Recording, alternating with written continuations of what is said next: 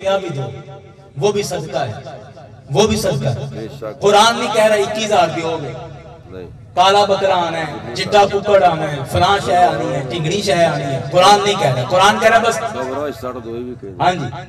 قرآن کیا کہہ رہا ہے کہ جب مصیبتیں آئیں، پریشانیاں آئیں، دکھ آئیں، تکلیفیں آئیں، اور اللہ تعالیٰ نے یہ مشورہ، یہ حکم اپنے حبیب کو دیا کہ جب تکلیفیں آئیں تو کہا اپنے رب کی نماز پڑھیں اور اللہ کی بارگاہ میں قربانی پیش کریں، صدقہ کریں۔ اللہ الحمدللہ الذی لم یزل عالما قدیرا حیا قیوما سمیعا بصیرا والصلاة والسلام على رسوله الذي أرسله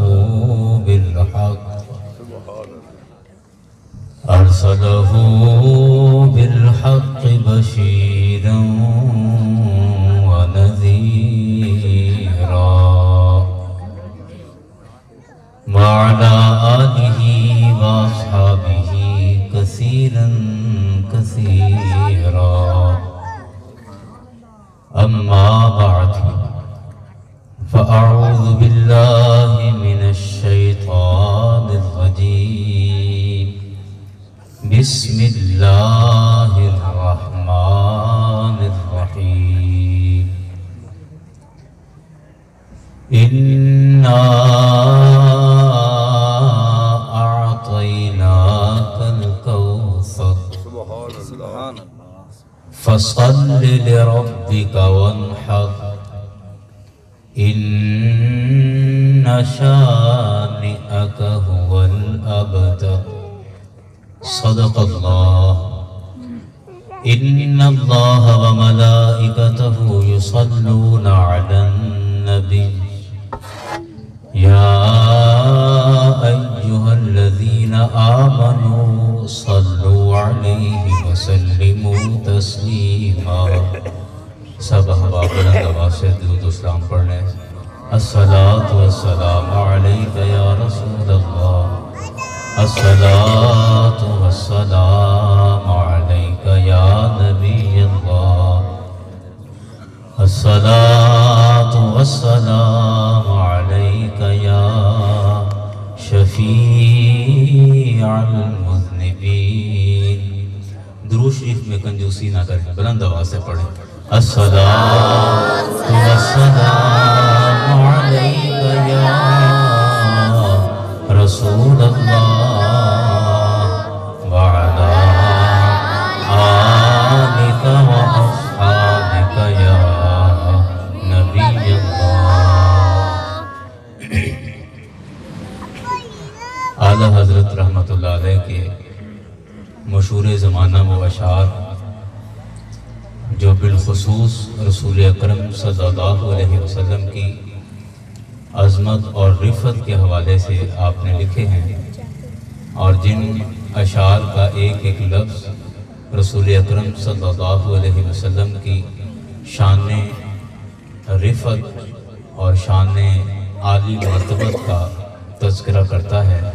وہ دو اشعار آپ میرے ساتھ مل کے پڑھ لیں، تھوڑا ذوق بن جائے گا۔ مجھے آپ کی تھکاوٹ کا بھی احساس ہے، اور میں سوچ رہا تھا کہ محرم شریف میں لاسٹ ٹائم اپنا پروگرام ہوا تو اس پروگرام میں بھی تقریباً کوئی 9:30 پونے 10 بجے تقریر کے لیے مائک دیا گیا، تو میں سوچ رہا تھا کہ جدوں لوگ تھک جاندے ہیں تو مائک میرے ہاتھ آ جاتا ہے، تو اسے آپ نعت ذرا تھوڑا ذوق بحال کرتی ہے، آپ میرے ساتھ مل کے پڑھ لیں، اور پھر انشاءاللہ جتنا آپ کا مزاج ہوگا اس حساب سے میں بات کرتا رہوں گا۔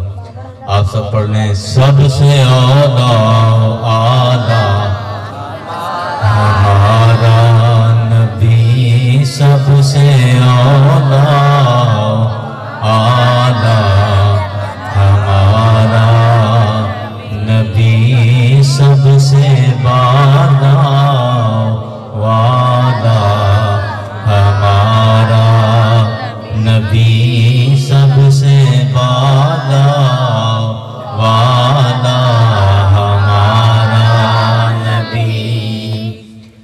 आला हज़रत ने बड़ी दर्जा बंदी फरमाई। कहते हैं कि खल्क से औलिया, औलिया से रसूल, खल्क से औलिया, औलिया से रसूल, खल्क से औलिया,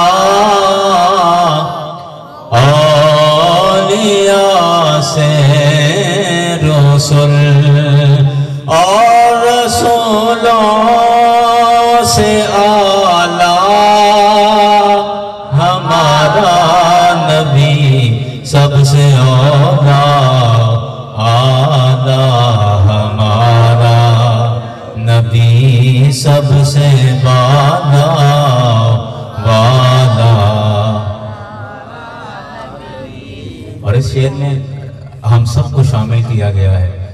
कहते हैं कि जैसे सबका खुदा एक है, वैसे ही जैसे सबका खुदा एक है, वैसे ही जैसे सबका खुदा एक है, वैसे ही इनका उनका तुम्हारा हमारा नबी सबसे औला, आला हमारा नबी सबसे बाला, आला सबसे औला, आला हमारा नबी सबसे बाला, वाला हमारा नबी। हमद व सना के बाद वाजिबुल एहतराम कसीर तादाद में तशरीफ़ फरमा उलमाए किराम, मुअज़्ज़ज़ीन इलाक़ा, जनाब सदर महफिल और मेरे करीम आका के पुर नूर और बार रौनक चेहरों वाले गुलामों, आप सबको रसूल अकरम सल्लल्लाहु अलैहि वसल्लम की तशरीफ़ आवरी मुबारक हो। अल्हम्दुलिल्लाह, कोई भी मजहबी इवेंट आता है तो मोहतरम जनाब इब्राहिम खान साहब और इनके जितने बच्चे हैं इसरान, वो सारे हर अजीम और बड़े मौका पर रसूल अकरम सल्लल्लाहु अलैहि वसल्लम के ज़िक्र का एहतमाम करते हैं। आप दुआ करें कि अल्लाह करीम इनके रिज़्क़ में बरकतें अता फरमाए। और इस महंगाई और इस जो कि एक आप कह लें फाइनेंशियली बड़ा मुश्किल दौर है, इस दौर में अपना माल अल्लाह और उसके रसूल के नाम पर खर्च करना बहुत बड़ी बात है। अल्लाह करीम इनके रिज़्क़ में बरकतें अता फरमाए।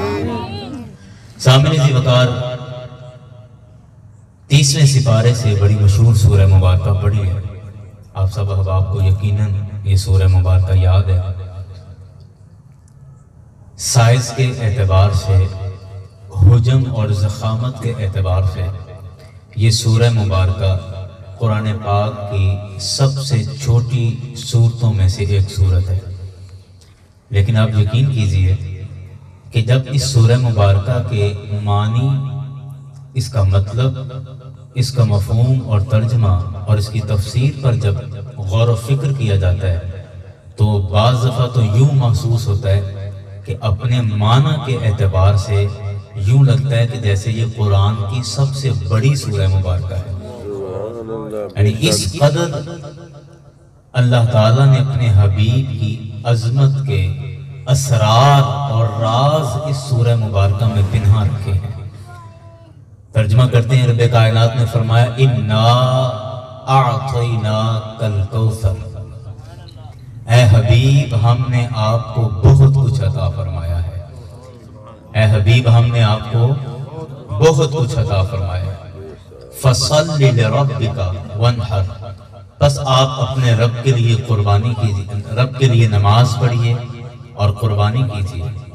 ان شانئک ھو الابتر، بے شک جو آپ کا دشمن ہے وہ دشمن ہی بے نام و نشان ہے۔ دراصل بات یہ تھی،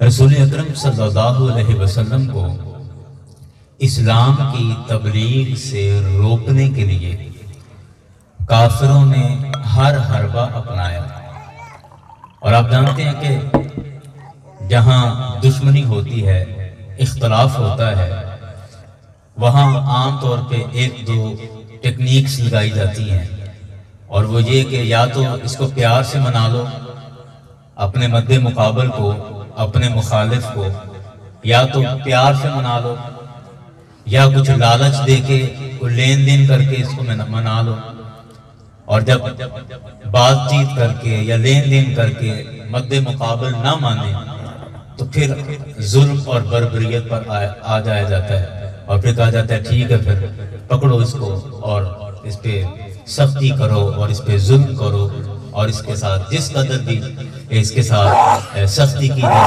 جا سکتی ہے وہ کی جائے۔ یہی عام طور پہ ہوتا ہے۔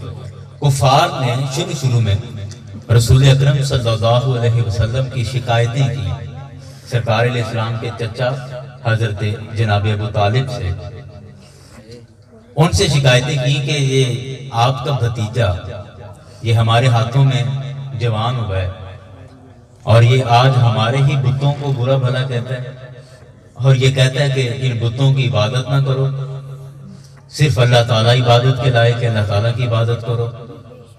یہ آپ کا بھتیجا کہتا ہے کہ میں اللہ کا نبی اور اللہ کا رسول ہوں، میرا کلمہ پڑھو، اللہ کی وحدانیت کا اقرار کرو۔ تو دیکھو ابو طالب سے کہا کہ دیکھو اگر تو آپ کا یہ بھتیجا یہ سارا کچھ اس لیے کر رہا ہے کہ اس کو چودراہٹ چاہیے، چودھری بننا چاہتا ہے مکے کا، تو کوئی بات نہیں، ہم مکے کے سردار ہیں، ہم بالاتفاق یہ آفر کرتے ہیں کہ آپ ان سے جا کے بات کریں کہ اگر وہ مکے کی سرداری چاہتے ہیں تو ہم ان کو سرداری پیش کر دیتے ہیں، اور اگر آپ کا بھتیجا یہ نیا دین اور اسلام کے نام سے یہ دین اس لیے لانچ کر رہا ہے کہ اس کو مال و دولت کی ضرورت ہے، پیسہ کمانا چاہ رہا ہے، تو ہم مکے کا سارا مال اس کے قدموں میں لا کے ڈھیر کر دیتے ہیں۔ اور اگر یہ آپ کا بھتیجا یہ سارا معاملہ اسلام کی تبلیغ اس وجہ سے کرتا ہے کہ اس کو کسی کے ہاں کوئی شادی کی خواہش ہے، تو یہ مکے کے جس گھر میں اشارہ کرتا ہے ہم اس کا وہاں رشتہ لے کے چلے جاتے ہیں، اس کا نکاح کرا دیتے ہیں۔ لیکن آپ ایک بات اپنے بھتیجے سے کرو کہ اسے جو چاہیے ہم دے دیتے ہیں، لیکن اسلام کی تبلیغ سے باز آ جائے، اسلام کی تبلیغ نہ کرے، ہمارے بتوں کو برا بھلا نہ کہے، اللہ کی بات نہ کرے، اور اپنے نبی اور رسول ہونے کا بھی کوئی تذکرہ نہ کرے۔ جس طرح ہمارا ماحول شروع سے باپ دادوں سے چلتا آ رہا ہے اسی طرح چلنے دیں، باقی جو اس کو چاہیے ہم اس کو پیش کر دیتے ہیں۔ جناب ابو طالب رسول اکرم صلی اللہ علیہ وسلم کی بارگاہ میں آئے اور آ کر ان سرداروں کی ساری آفر سنائی کہ مکے کے سردار آپ کو یہ آفر کر رہے ہیں، کہہ رہے ہیں اگر مال چاہیے تو وہ بھی ملے گا، اگر آپ کو کوئی سرداری چاہیے، چودراہٹ چاہیے، وہ بھی ملے گی، اگر آپ کہیں کوئی نکاح رشتہ شادی وغیرہ کا معاملہ ہے تو وہ بھی ہم حل کیے دیتے ہیں۔ لیکن اس اسلام کی تبلیغ سے بات آ جاؤ۔ میرے کریم آقا صلی اللہ علیہ وسلم اس وقت سیاسی طور پر مضبوط نہیں تھے، بظاہر جو دنیا کے اسباب کی بات کر رہا ہوں، مالی طور پر بھی مضبوط نہیں تھے، سیاسی طور پر بھی مضبوط نہیں تھے، آپ کے پاس فوج بھی نہیں تھی، آپ کے پاس جنگجو لوگ بھی نہیں تھے۔ میرے کریم آقا اسلام کا آغاز ہے اس سخت ماحول میں، یا یوں کہیں کہ بظاہر اس کمزور ماحول میں اور اس نازک ماحول میں، جب رسول اکرم صلی اللہ علیہ وسلم کو یہ ساری پیشکش کی گئی تو میرے کریم آقا صلی اللہ علیہ وسلم نے فرمایا کہ اے چچا، آپ تو مال و دولت کی بات کرتے ہیں، آپ عہدے اور سرداریوں کی بات کرتے ہو، اگر یہ مکے کے سردار میرے ایک ہاتھ پر سورج لا کے رکھ دیں اور دوسرے ہاتھ پر چاند لا کے رکھ دیں، جملہ سنیے گا، میرے آقا نے فرمایا کہ اگر ایک ہاتھ پر سورج لا کے رکھ دیں، دوسرے ہاتھ پر چاند لا کے رکھ دیں، ایسا ہو نہیں سکتا، کوئی ایسا کر نہیں سکتا. لیکن اگر ایسا ہو بھی جائے، میرے آقا نے فرمایا میں اسلام کی تبلیغ سے پھر بھی باز نہیں ہوں. سبحان اللہ. دین کی بات کرنے سے میں پیچھے نہیں ہٹوں گا، اسلام کی بات کرنے سے پیچھے نہیں ہٹوں گا، اللہ کی توحید کی بات کرنے سے پیچھے نہیں ہٹوں گا، بتوں کا رد کرنے سے پیچھے نہیں ہٹوں گا، اپنی رسالت کی بات کرنے سے پیچھے نہیں ہٹوں گا. اور اول تو یہ کر نہیں سکتے، اگر یہ کر بھی دیں میں پھر بھی باز نہیں آؤں گا. یاران گرامی، جب رسول اکرم صلی اللہ علیہ وسلم نے ایسے نازک ماحول میں اتنا سخت جواب دیا تو پھر نتیجہ جو نکلنا تھا وہی نکلا کہ کفار پھر سختی پر اتر آئے، پھر تانوں پر اتر آئے، پھر آوازیں کسنے پر اتر آئے، میرے حبیب علیہ السلام کو تکلیفیں دینے پر اتر آئے کہ اگر یہ پیار سے نہیں مانتا تو پھر ہم دوسری طرح اس کے ساتھ سلوک کریں گے. لیکن قربان جائیں میرے کریم آقا صلی اللہ علیہ وسلم، آپ ایسا صبر و استقامت کا حمالیہ ہیں کہ آپ جیسا صبر و استقامت جتنی اللہ نے آپ کو جرت اور بہادری عطا فرمائی، ایسی کائنات میں اور کسی کو جرت عطا نہیں کی. میرے کریم آقا صلی اللہ علیہ وسلم نے ایک موقع پہ فرمایا صحابہ تکلیفوں پر پریشان نہ ہوا کرو، دیکھو میں تمہارا نبی ہوں اور نبیوں میں سب سے زیادہ مجھے ستایا گیا ہے، نبیوں میں سب سے زیادہ مجھے ستایا گیا ہے. بات اور طرف نکل جائے گی. یاران گرامی، میں یہاں رک کر یہ بات یہاں روک کر میں ایک ضمناً بات کر دوں. بعض دفعہ آپ میں سے جو سمجھنے والے ہیں وہی بات کو سمجھیں گے، اور جو نہیں سمجھنے والے میرے خیال ان کو ضرورت بھی نہیں سمجھانے کی. بات کچھ اس طرح کی ہے، ہم دین کے ساتھ اٹیچ ہوتے ہیں تاکہ ہماری زندگی آسان ہو. نمازاں پڑھیا کرو بھائی، مال کی برکت ہوئے گی. مال کی برکت ہمیں نمازوں کی طرف موٹیویٹ کرتی ہے، نمازوں کی طرف ابھارتی ہے، آمادہ کرتی ہے کہ مال میں برکت ہوگی. صاف ستھرے رہا کرو، طہارت اور پاکیزگی رکھا کرو، کاروبار میں برکت ہوتی ہے. مطلب یہ چیزیں ہمیں عام طور پر ابھارتی ہیں، اور ہمیں یوں لگتا ہے کہ پیروں کے پاس جایا کرو، اللہ کے نیک بندوں کے پاس جایا کرو، زندگی آسان ہو جائے گی، زندگی آسان ہو جائے گی.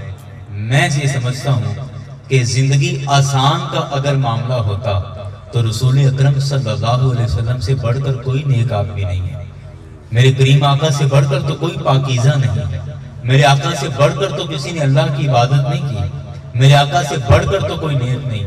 میں یہ نہیں کہہ رہا کہ آپ نیکوں کی صحبت میں نہ جائیں، مطلب یہ نہ سمجھ، میں یہ نہیں کہہ رہا، میں یہ کہہ رہا ہوں کہ نیکوں کی صحبت میں جانے کا مقصد بدلیں.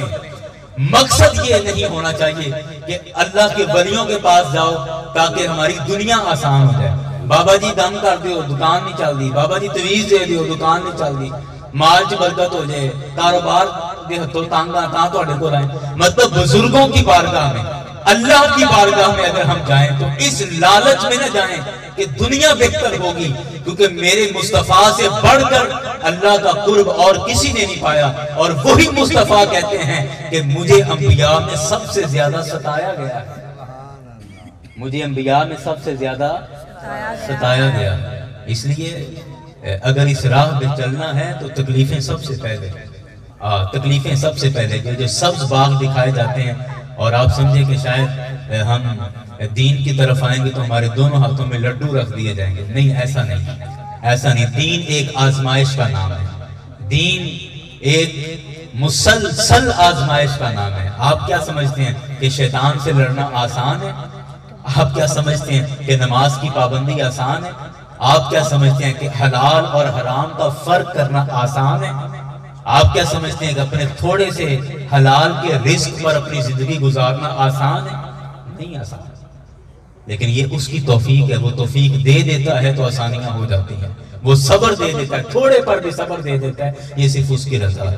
باہر کیف میں بات کر رہا تھا کہ جب رسول اکرم صلی اللہ علیہ وسلم نے اتنا سخت جواب دے دیا تو اب کفار سختی پر اتر آئے، اب وہ تانے دینے لگے، اور تانے اس حد تک گرے ہوئے تانے، آپ یہ بات محسوس کیجئے گا، اس قدر گرے ہوئے تانے کہ جب رسول اکرم صلی اللہ علیہ وسلم کے لفظ جگر، نور نظر، قرۃ العین آپ کے صاحبزادے حضرت ابراہیم رضی اللہ عنہ بچپن میں آپ کے بیٹے کا انتقال ہو گیا.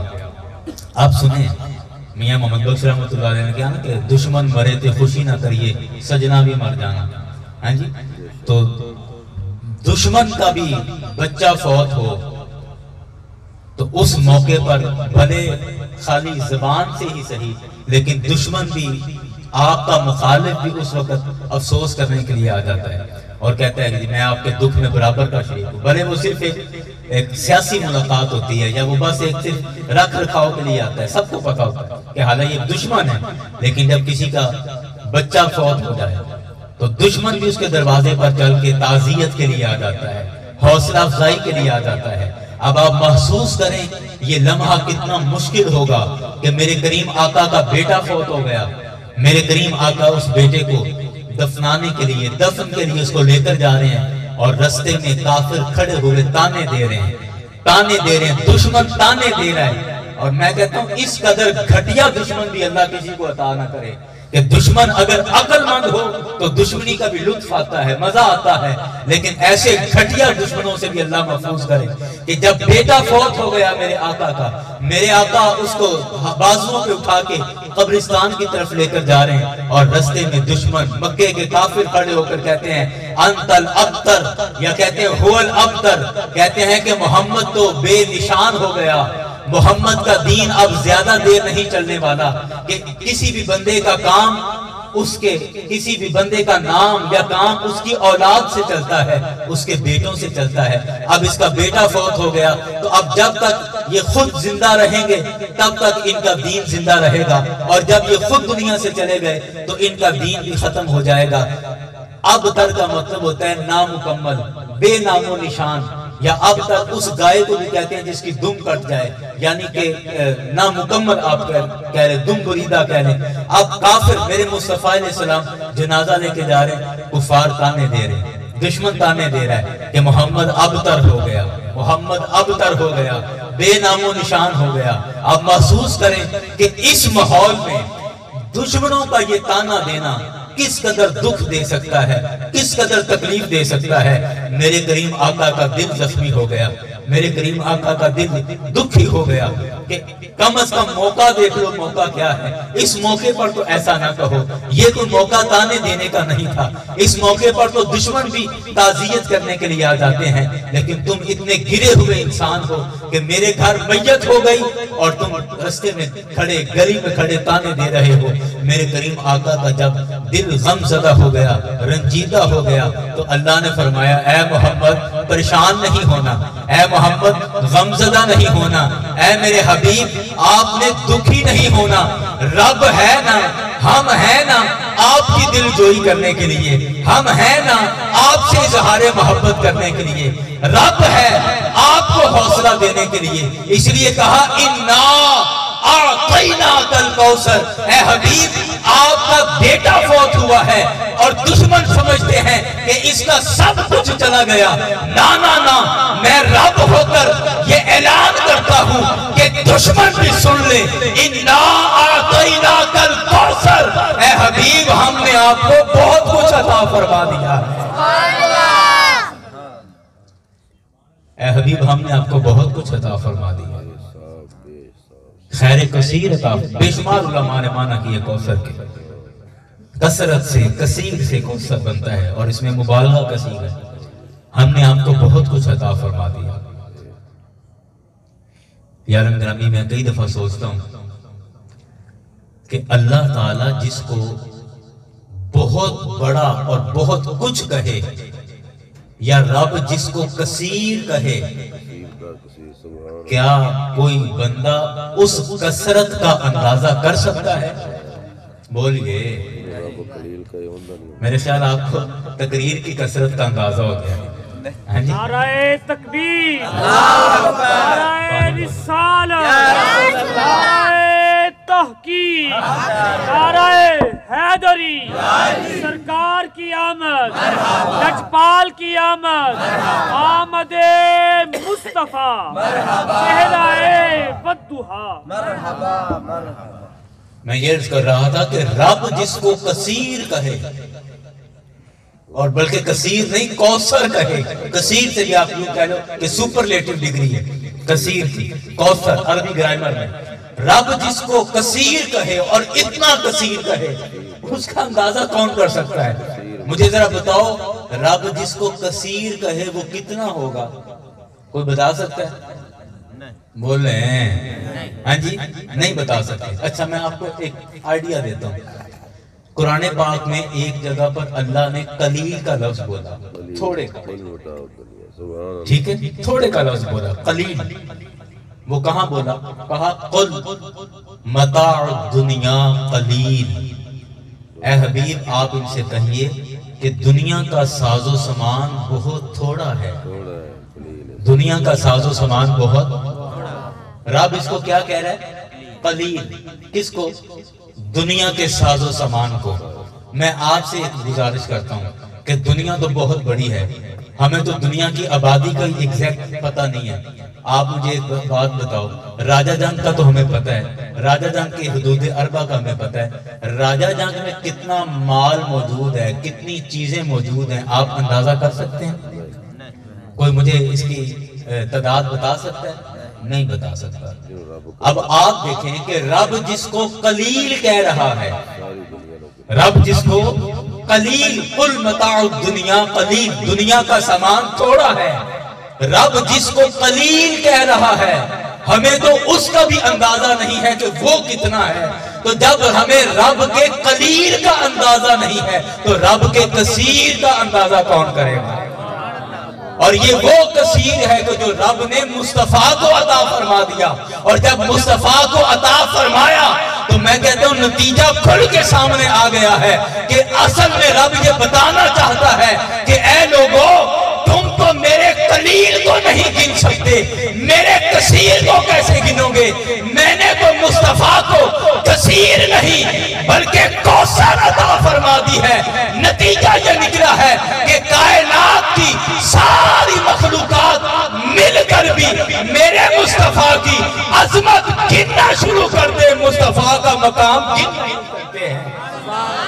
نعرہ تکبیر, نعرہ رسالت, نعرہ رسالت, سیدی مرشدی, سیدی مرشدی, یا نبی یا نبی. اچھا میں نے شروع میں کہا تھا کہ معنی اور مفہوم کے اعتبار سے یوں لگتا ہے کہ یہ سورت سب سے بڑی سورت ہے, اور ابھی ہم نے شروع بھی نہیں کی. ابھی سورہ کوثر کے نام پہ بات ہوئی نا, اور اس میں مزید بحث ہے لیکن وہ زیادہ باریک بات ہو جائے گی, وہ پھر سمجھنا تھوڑا مشکل ہو جائے گا. ہم چلتے ہیں آگے. فرمایا انا اعطینا. علماء تشریح فرمائے عربی گرامر جانتے ہیں. انا کا مطلب ہے ہم, جمع کا صیغہ ہے, جمع متکلم. ہم جمع کے لیے بولا جاتا ہے, واحد کے لیے بولا جاتا ہے میں, اس کے لیے عربی میں لفظ آتا ہے انی, بے شک میں. لیکن انا کا مطلب ہے ہم. ذہن اس طرف جاتا ہے کہ اللہ تعالیٰ تو ایک ہے, اللہ تو واحد ہے, اللہ تو ایک ہے, تو کہنا چاہیے تھا کہ انی, بے شک میں, اور اعطینا کی جگہ پر بھی, یہ بھی جمع کا صیغہ ہے جی, اور اس کی جگہ پر بھی واحد کا صیغہ آتا, ہم نے عطا کی. یوں آنا چاہیے تھا کہ میں نے عطا کی. اللہ تعالیٰ تو واحد ہے, تو پھر جمع کیوں بولا؟ جمع کا صیغہ کیوں بولا؟ جمع کا صیغہ کیوں بولا؟ یہ نقطہ سمجھیے گا. یہاں معاملہ تھا دشمنوں کا, یہاں جواب دینا تھا دشمنوں کو, یہاں جواب دینا تھا کیونکہ سرکار کے دشمن تانا دے رہے ہیں. سرکار کے دشمنوں نے میرے مصطفیٰ علیہ السلام کا دل دکھی کیا. یہاں پر دشمنوں کو جواب دینا تھا مصطفیٰ کی طرف سے. تو رب کائنات نے یہاں پر واحد نہیں بلکہ جمع بولا, اور جمع اس وجہ سے بولا کہ ایک رب کی ذات ہے, وہ واحد ہے, باقی اس کی صفات ہیں, اس کی صفات بہت ساری ہیں. وہ ستار بھی ہے, پردہ پوشی کرنے والا ہے, وہ غفار بھی ہے, بخشنے والا ہے, وہ علام الغیوب بھی ہے, غیب جاننے والا ہے, اپنی ذات نہیں بلکہ اپنی تمام صفات کو جمع کر کے پھر بولا کہ اب میں واحد رب نہیں بلکہ میں رب اپنی تمام صفات وہ صفتیں جس میں جباریت پائی جاتی ہے، جس میں قہاریت پائی جاتی ہے، جس میں ملاحمت پائی جاتی ہے، میں رب اب تمام جباریت کے ساتھ قہاریت کے ساتھ ساری صفتوں کو جمع کر کے دشمن کو جواب دے رہا ہوں کہ اِنَّا أَعْطَيْنَاكَ الْكَوْثَرَ، اے حبیب ہم نے اپنی جباریت اور قہاریت دکھا کر کہا ہے کہ اے حبیب ہم نے آپ کو بہت کچھ عطا فرما دیا ہے۔ معاملہ دشمنوں کا تھا تو اللہ نے اپنی صفات کو جمع کر کے اپنے جبار اور قہار ہونے کو جمع کر کے پھر کہا اِنَّا، ہم نے، اللہ اکبر، اور کہا أَعْطَيْنَاكَ الْكَوْثَرَ، أَعْطَيْنَاكَ الْكَوْثَرَ، ہم نے آپ کو کوثر عطا کر دی۔ أَعْطَيْنَا عربی گرامر میں ماضی کا صیغہ ہے، پاسٹ ماضی، گزرا ہوا زمانہ، مستقبل کا نہیں ہے۔ یہ نہیں کہا کہ اے حبیب یہ دشمن آپ کو تانے دے رہے ہیں، آپ پریشان نہ ہوں، ان قریب ہم آپ کو خیر کثیر، ان قریب ہم آپ کو کوثر عطا کریں گے۔ نہیں، یہ بات ہی نہیں کی۔ کیا کہا کہ ہم نے آپ کو کوثر عطا، بولو یار، کوثر عطا کر دیا۔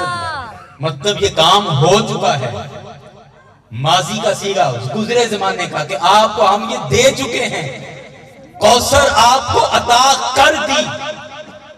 اب بعض علماء کے نزدیک کوثر سے مراد حوض کوثر ہے، حوض کوثر ہے، تو حوض کوثر اگر اس کا معنی لیں تو میرا خیال ہے کئی دوست میری بات تک پہنچ گئے ہیں۔ میں کیا کہنا چاہ رہا ہوں کہ حوض کوثر تو ملے گا میدان معاشر میں، اور میدان معاشر تب لگے گا جب قیامت آئے گی، اور قیامت ابھی تک نہیں آئی۔ ابھی نہ جانے اللہ نے کب اس کو پوشیدہ رکھا ہے، کب قیامت ظاہر ہوگی۔ اور میرے مصطفیٰ کو یہ بشارت عطا کیے ہوئے 1450 سال گزر گئے ہیں، آگے نہ جانے کتنے سال آئیں گے، پھر قیامت آئے گی، قیامت کے بعد میدان معاشر لگے گا، میدان معاشر میں حوض کوثر ہوگا۔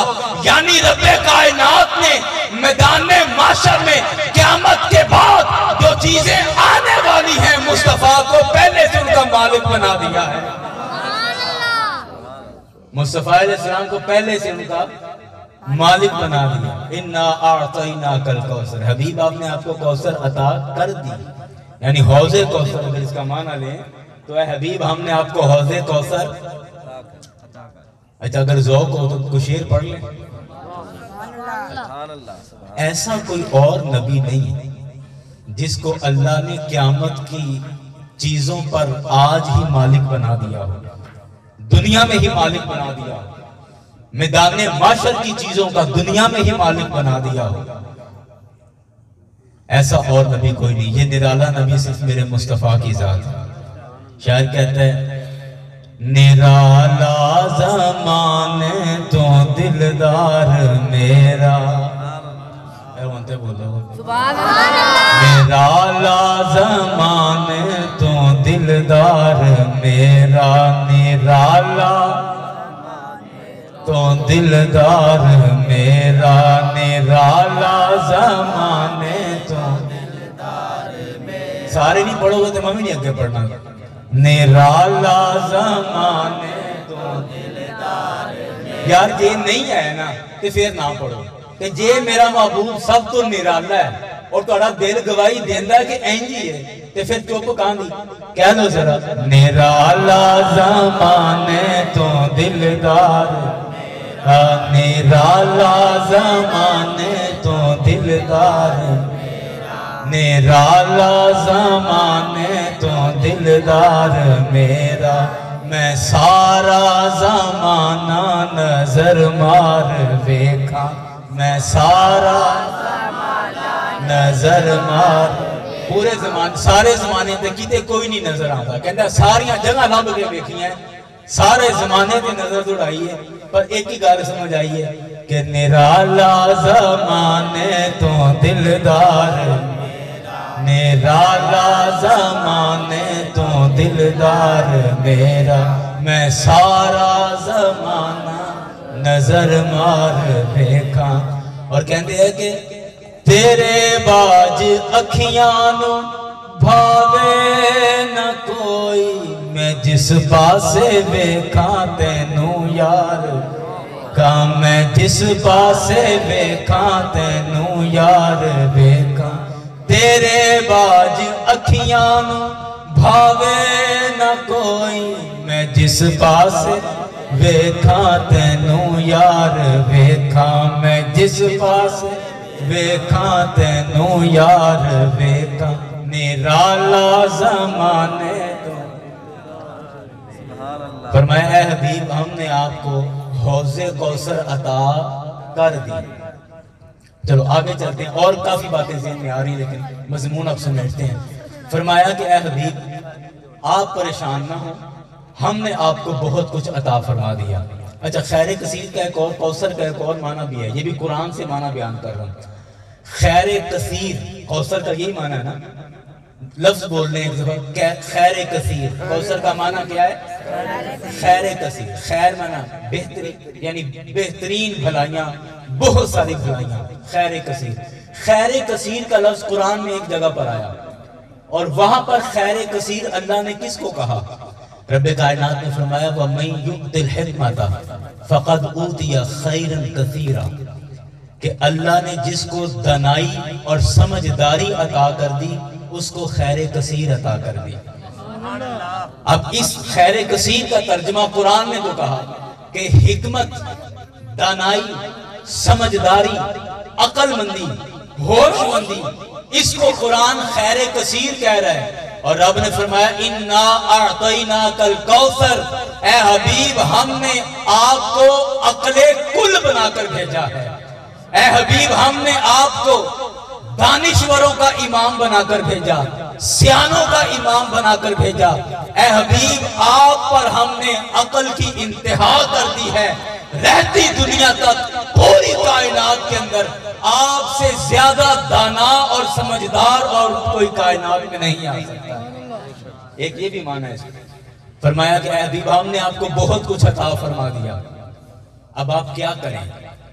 بڑی قابل غور بات کہا کہ فَصَلِّ لِرَبِّكَ آپ چھوڑیں ان معاملات کو یہ کفار آپ کو تانے دے رہے ہیں آپ پر آوازیں کس رہے ہیں آپ کی مخالفت کر رہے ہیں دفع کریں ہم نے آپ کو بہت کچھ عطا کر دیا فَصَلِّ لِرَبِّكَ آپ اپنے رب کی نماز پڑھیں آپ اپنے رب کی نماز پڑھیں اور دوسرا فرمایا وَانْحَرْ اور قربانی کریں نماز پڑھیں دوسرا قربانی کریں. کس موقع پر جب دشمن آپ کو ستا رہا ہے بات سمجھ گئے جب دشمن آپ کو ستا رہا ہے آپ کا دل دکھی ہے آپ غم زدہ ہوں آپ رنجیدہ ہوں آپ پریشان ہوں دل زخمی ہو چکا ہو دکھوں سے ٹوٹ چکے ہوں مایوسی کی حد تک جا چکے ہوں تو رب کا حکم یہ ہے جو طریقہ اللہ نے اپنے نبی کو بتایا اس ماحول میں اگر ایسی پوزیشن آ جائے تو رب کائنات نے فرمایا اس کا حل یہ ہے کہ فَصَلِّ لِرَبِّكَ وَانْحَرْ اپنے رب کی نماز پڑھیں رب کے حضور جھک جائیں. جب ان تکلیفوں ان دکھوں اور پریشانیوں کو لے کر جب آپ رب کی بارگاہ میں جھک جائیں گے جھکنا آپ کا کام ہے آپ کے دل کو تسلی آپ کا رب عطا فرما دے گا. تو ایک نقطہ سامنے آ گیا کہ جب غم ستانے لگ جائیں تکلیفیں بڑھ جائیں دکھ بڑھ جائیں پریشانیاں بڑھ جائیں آپ کو سمجھنا آ رہا ہو ہم نے اب کرنا کیا ہے حالات تنگ ہو چکے ہوں تو رب کا حکم یہ ہے فَصَلِّ لِرَبِّكَ اپنے رب کی نماز ادا کریں اپنے رب کی نماز ادا کریں وَانْحَرْ اور قربانی کریں. اب قربانی کیا ہے صدقہ قربانی کیا ہے صدقہ کرنا ہے نا قربانی کیا ہے صدقہ. مطلب جب تم پر دکھ پریشانیاں اور مصیبتیں آئیں، رب کی نماز پڑھو اور اللہ کی راہ میں صدقہ کرو. اللہ کی نماز پڑھو اور اللہ کی راہ میں صدقہ کرو. اپنی حیثیت کے مطابق، اپنی جیب کے مطابق صدقہ کرو. اس لیے صدقے کی لمٹ بیان نہیں کی کہ اتنا دو گے تو پھر ہی ہوگا. ہمارے حضرت کئی بابا جی بتا دیتے ہیں نا جی آپ یہ 21,000 روپے لگے گا، 21,000 روپے آپ کا صدقہ لگے گا، پھر آپ کا مسئلہ حل ہوگا. قرآن کہہ رہے نہیں کچھ نہیں. آپ صدقہ کریں جتنا آپ آسانی سے کر سکتے ہیں، اپنی حیثیت کے مطابق. تنگ نہیں ہونا، مشکل میں نہیں پڑنا. جتنا 1 روپیہ بھی دو وہ بھی صدقہ ہے، وہ بھی صدقہ ہے. قرآن نہیں کہہ رہا 21,000 بھی ہو گئے، کالا بکرا آنا ہے، چٹا ککڑ آنا ہے، فلاں شے آنی ہے، ٹنگڑی شے آنی ہے. قرآن نہیں کہہ رہا. قرآن کہہ رہا بس ہاں جی. قرآن کیا کہہ رہا ہے کہ جب مصیبتیں آئیں، پریشانیاں آئیں، دکھ آئیں، تکلیفیں آئیں، اور اللہ تعالیٰ نے یہ مشورہ، یہ حکم اپنے حبیب کو دیا کہ جب تکلیفیں آئیں تو کہا اپنے رب کی نماز پڑھیں اور اللہ کی بارگاہ میں قربانی پیش کریں، صدقہ کریں. اللہ تعالیٰ ساری مصیبتوں کو دور فرما دے گا. اور آخر میں فرمایا کہ رہی آپ کے دشمنوں کی بات، تو دشمنوں نے آپ کو ابتر کہا. دشمنوں نے کہا کہ یہ محمد صلی اللہ علیہ وسلم یہ بے نام و نشان ہو جائیں گے، ان کا نام نہیں چلے گا، ان کی نسل نہیں چلے گی. اللہ نے فرمایا اے حبیب آپ پریشان نہ ہوں، ان شانئک هو الابتر. آپ ابتر نہیں بلکہ آپ کے دشمن ابتر ہیں. جنہوں نے آپ کو ابتر کہا وہ خود ابتر ہیں. جنہوں نے آپ کو بے نام و نشان کہا وہ خود بے نام و نشان ہو جائیں گے. جنہوں نے آپ کے لیے یہ لفظ بولے یہ لفظ انہی پر صادق آئیں گے. اور میں کہتا ہوں رب کا کلام سچا، رب کا فرمان سچا. آج آپ 1,00,000 بندہ جمع کر لیں اور 1,00,000 بندہ جمع کر کے اس میں اعلان کریں، کہیں کہ ابو جہل کی اولاد میں سے آپ میں سے جو بھی ہے ابو جہل کی اولاد میں سے وہ ہاتھ کھڑا کرے. میں کہتا ہوں آپ کو ایک بھی ہاتھ کھڑا ہوا نظر نہیں آئے گا. آپ اعلان کریں کہ عتبہ کی اولاد والے جو ہیں، عتبہ جن کا باپ دادا تھا، عتبہ کی اولاد ہاتھ کھڑا کرے. کوئی بندہ ہاتھ کھڑا نہیں کرے گا. آپ کہو کہ ابو لہب کی اولاد ہاتھ کھڑا کرے، کوئی ہاتھ نہیں کھڑا کرے گا. وہ کافر جو میرے مصطفیٰ کو کہتے تھے کہ ان کا نام مٹ جائے گا، ان کی نسل مٹ جائے گی، میں کہتا ہوں آج زمانے نے دیکھ لیا ہے کہ ان کی خود کی نسلیں مٹ گئی ہیں. میرے مصطفیٰ کا نام تب بھی زندہ تھا، آج بھی زندہ ہے، اور مصطفیٰ کا نام قیامت تک زندہ رہے گا انشاءاللہ. نعرہ تکبیر، نعرہ رسالت، سجدی مرشدی، سجدی مرشدی، غلام ہے غلام ہے، رسول کے غلام ہے، غلام یہ رسول میں، متفی قبول نبی کا ہے، جو غلام ہے، ہمارا وہ امام ہے، نبی کا جو غلام ہے، ہمارا وہ امام، ڈرائیں گی بھلا کسے، راستے کی ہم عصمت رسول کے، پاسبان ہے، ہم صداقت صدیق کے، پاسبان ہے، ہم عدالت فاروق کے، پاسبان ہے، ہم سخاوت عثمان کے، پاسبان ہم شجاعت علی کے، پاسبان ہم بلال کی اذان کے، پاسبان ہم شہادت حسین کے، پاسبان سجدی مرشدی، یا نبی یا نبی. 1,00,000 بندے میں آج کوئی نہیں کہے گا کہ میں ابو جہل کی اولاد میں سے ہوں، میں ابو لہب کی اولاد میں سے ہوں. آپ وہاں اعلان کریں کہ کملی والے کی اولاد میں سے کتنے بندے ہیں. حالانکہ یہ پاکستان ہے. میں اکثر حضرت کہتا ہوں کہ رسول اکرم صلی اللہ علیہ وسلم اپنی ظاہری حیات طیبہ میں ہمارے علاقوں میں تشریف نہیں لائے، یہ ہندوستان کے علاقے میں تشریف نہیں لائے، لیکن جہاں پر میرے مصطفیٰ اپنی حیات طیبہ میں ظاہری حیات میں کبھی تشریف نہیں لائے، اس علاقے کے ہر گاؤں میں آپ کو سید نظر آ جائیں گے، سرکار کی اولاد آپ کو ملے گی. تو کہا کہ ان شانئک هو الابتر.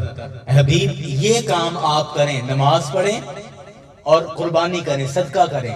نتیجہ کیا ہوگا کہ آپ کا دشمن جو آپ کو تنگ کر رہا ہے، یا آپ کا دشمن جو جال آپ کے لیے بچھا رہا ہے، وہ خود اپنے جال میں پھنس جائے گا، وہ خود اپنے جال میں خود آپ اپنے دام میں سے یاد آ گئے. الجھا ہے پاؤں یار کا زلف دراز میں, خود آپ اپنے دام میں سے یاد آ گئے. وہ جال جو دشمن نے تمہاری طرف پھینکا ہے, آپ نماز پڑھیں اور اللہ کی راہ میں صدقہ کریں, دشمن خود اپنے ہی پھینکے ہوئے جال میں پھنس جائے گا. لیکن میرے مصطفیٰ کے دشمنوں کا فرمایا کہ ان شانیک هو الابتر, کہ آپ کا دشمن بے نام و نشان ہے. حبیب آپ کا ذکر قیامت تک بلند رہے گا, آپ کا چرچا قیامت تک بلند رہے گا. اعلیٰ حضرت نے کیا فرمایا؟ کہتے ہیں رہے گا یوں ہی ان کا چرچا رہے گا. یہ یقین ہے تو پڑھ لو, اور یہ کچھ شک ہے تو پھر یقین تک چپ کر دو. ہاں جی یقین ہے نا سرکار کا ذکر رہنا ہے تو پھر رہے گا یوں ہی ان کا چرچا رہے گا, یوں ہی ان کا چرچا رہے گا, یوں ہی ان کا چرچا انشاءاللہ رہے گا, یوں ہی ان کا رہے گا, یوں ہی ان کا چرچا رہے گا. پڑے خاک ہو جائیں جل جانے والے, پڑے خاک ہو جائیں جل جانے والے, چمک تجھ سے پاتے ہیں سب پانے والے, چمک تجھ سے پاتے ہیں سب پانے والے. میرا دل بھی چمکا دے چمکانے والے. یا رسول اللہ, ابو قحافہ کا بیٹا تھا, آپ نے چمکایا تو اس کو ابو بکر کر دیا, بلکہ صدیق اکبر کر دیا. عمر بن خطاب کو چمکایا تو فاروق اعظم کر دیا. آپ نے عثمان بن عفان کو چمکایا تو ذوالنورین کر دیا. آپ نے علی بن ابی طالب کو چمکایا تو شیر خدا کر دیا. تو یا رسول اللہ, جس کو آپ نے چمکایا ہے وہ دنیا کے آسمان پر ایسا ستارہ بن کے چمکا ہے کہ اس ستارے سے قیامت تک کے لوگ اپنی رہبری اور رہنمائی کا کام لیتے رہیں گے. تو یا رسول اللہ, جب ان کو چمکایا ہے تو پھر میرا دل بھی چمکا دے. جب ابو بکر چمک گئے, جب عمر چمکے, عثمان چمکے, علی چمکے, کم و بیش 1,24,000 صحابہ آپ کی غلامی میں آ کر چمک گئے ہیں, تو ہم بھی آپ کی بارگاہ میں درخواست پیش کرتے ہیں, اللہ کی بارگاہ میں دعا کرتے ہیں, آپ کی بارگاہ میں درخواست پیش کرتے ہیں کہ چمک تجھ سے پاتے ہیں سب پانے والے. دعا کیا ہے کہ میرا دل بھی چمکا دے چمکانے والے, میرا دل بھی چمکا دے چمکانے والے. رہے گا یوں ہی ان کا چرچا رہے گا, رہے گا یوں ہی ان کا چرچا رہے گا. پڑے خاک ہو جائیں جل جانے والے, پڑے خاک ہو جائیں جل جانے والے, چمک تجھ سے پاتے ہیں سب پانے والے. اے حبیب ان شانیک هو الابتر, آپ کا دشمن بے نام و نشان ہے. میرے سونے تو انو ستے ہی خیران ہے, تو انو ستے ہی خیران ہے. اے دنیا نہیں بلکہ سونے اسی توڑا ذکر اینا بلند کیتا ہے, اینا بلند کیتا ہے, اینا بلند کیتا ہے کہ دنیا کا دنیا قبر چ بھی توڑا ہی ذکر ہونا ہے. قبر چ بھی توڑا ہی ذکر, تے جے قبر تو اگلا جان میدان محشر آئے گا تے سونیا جے توڑے غلام حوض کوثر تے جان گے تے اوتھے بھی توڑا ہی ذکر. جے توڑے غلام پل صراط تے جان تے اوتھے بھی توڑا ہی ذکر. تے جے توڑے غلام میزان تے جان جتھے حساب کتاب تول رہا ہوئے گا, میرے مصطفیٰ نے فرمایا کہ جب میزان پر اعمال تول رہے ہوں گے, آقا نے فرمایا میں وہاں موجود ہوں گا. تو سونیا جدوں ساڈے عمل تول رہے ہوں گے سونیا اوتھے بھی توڑا ذکر.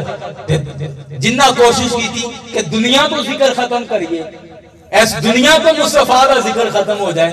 رب نے فرمایا اوے چلے ہو تسی کی کر دیو, دنیا تو ذکر ختم کرنا چاہتے ہو, اور دنیا دا دنیا اسی قبر تے حشر وچ بھی جگہ جگہ تے ذکر مصطفیٰ دیاں محفلاں دا انتظام کیتا ہوا ہے. اللہ اکبر اللہ اکبر. بس شرط ہے کہ اے جڑی امام دی دولت ہے, سرکار دی غلامی دی دولت ہے, اے اسی لے کے توڑ پہنچ جائیے, قبر تک لے کے چلے جائیے, حضور دی غلامی قبر تک لے کے چلے جائیے, پھر انشاءاللہ خیر ہی خیر ہے, ستے ہی خیر آنے. سرکار دی غلامی او میاں محمد بخش رحمت اللہ علیہ نے کہا نا کہ سیلیاں کڑیاں پرن پانی پرن سہیلیاں تے رنگا رنگ کڑے, پر پڑیا اس دا جانیے جس دا توڑ چڑھے.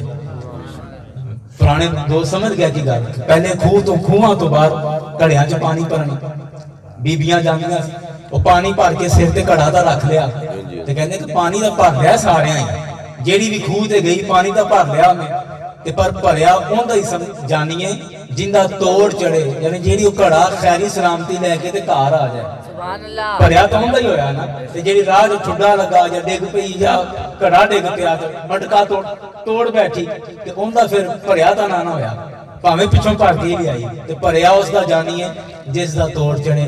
اج اسی سارے نے کلمہ پڑھیا ہے, سارے نے سرکار دی غلامی دا اعلان کیتا ہے, سرکار دی غلامی دا اسی دم بھرنے ہیں, لیکن یہ گل ہے کہ بھریا اس دا جانیے جس دا توڑ چڑھے. دعا کرو کہ اسی اے کڑا سرکار دی غلامی والا اے اسی لے کے توڑ پہنچ جائیے, اپنے گھر چلے جائیے, قبر تک حضور دی غلامی دا تاج تے حضور دی غلامی دا پٹا سی قبر تک خیری سلامتی لے جائیے, پھر انشاءاللہ خیر ہی خیر ہے. اللہ کریم کی بارگاہ میں دعا ہے کہ رب کائنات ہمیں حضور کی سچی غلامی نصیب فرمائے, جیسی میرے آقا ہم سے تقاضا کرتے ہیں, میرے مصطفیٰ جیسی ہم سے مطالبہ کرتے ہیں کہ میرا غلام ایسا ہونا چاہیے, اللہ تعالیٰ میں ویسا بننے کی توفیق عطا فرمائے, مصطفیٰ کی رضا میں راضی رہنے کی توفیق عطا فرمائے. وما علینا الا البلاغ.